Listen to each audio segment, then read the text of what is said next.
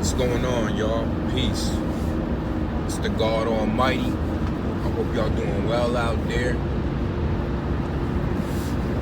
So this morning, I'm actually just coming back from a run, dropping off a client, bringing him on a run. Now I'm going to pick up another client. But I actually woke up this morning with a philosophy of love. I've always wanted to talk about love because it's a philosophy I've had for a while, but I've never been able to expound on it. So that's what I'm gonna do right now. I'm gonna expand, bring y'all into my mind real quick. So I think when it comes to love, there's such a broad spectrum that the word covers. Like, in the sense of like, you can't love your spouse the way you love your children. You can't love your children the way you love fashion. If fashion's a thing that you love, you can't love that the way you love your parents. You can't love your parents the way you love your dog. You can't love your dog the way some may love a higher power. You get the point. So with that being said, why are we using this word for so many things to describe one thing? If you follow me, right? There's one word we're using to describe the way we feel about multiple things, yet the multiple things we're using the word for don't even have the same capacity of love for each thing individually. Bear with me, people. So, if that's the case, then that can't be the truth.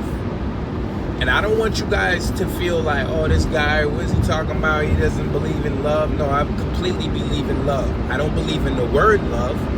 I believe in the act of what people are trying to describe, but I don't believe it's associated with the thing we've come to know.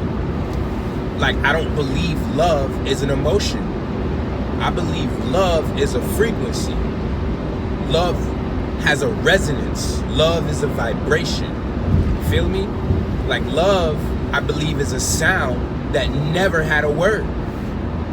I believe we do that a lot. I believe we just put words on shit because language has a funny way of creating, which is why they say words have power. Language has a funny way of putting symbols together, because that's what letters are, right? You put symbols together, and once you put a bunch of symbols together, it creates a sigil. And if y'all know what a sigil is, that's dealing with magic. So once you put the symbols together and you create a sigil, now that sigil harnesses an energy. It has an energetic signature.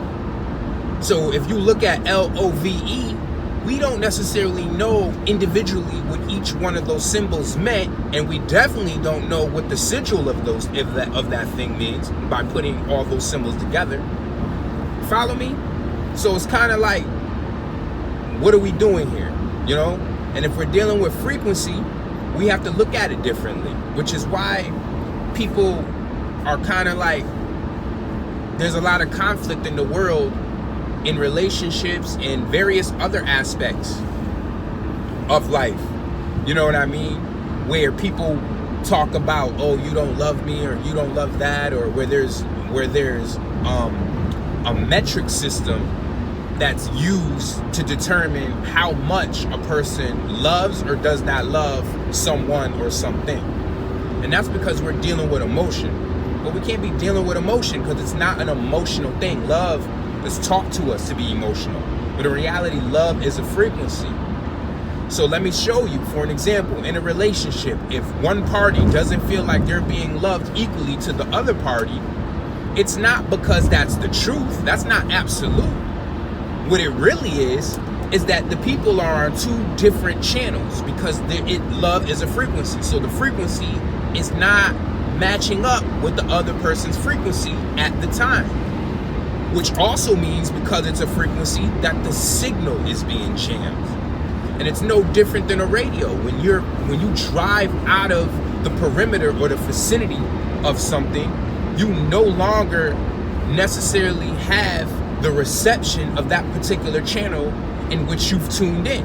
So you're not receiving that frequency to be able to have reception.